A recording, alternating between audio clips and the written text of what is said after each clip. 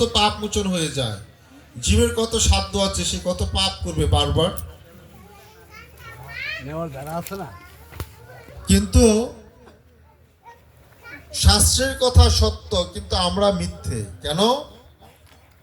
আপনি রোগ হয়েছে,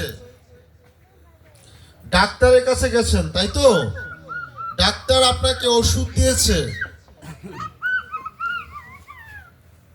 ওষুধের সাথে প্রথমে একটা প্রেসক্রিপশন করেছে, তাই তো? পরে বলছে এটাতে লেখা আছে আপনি এই ওষুধগুলো খাবেন, এটাতে লেখা আছে।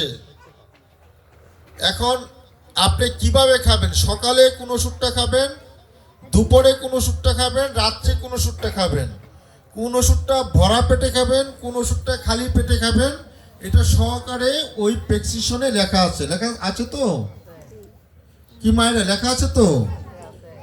এখন আমাদের শাস্ত্রে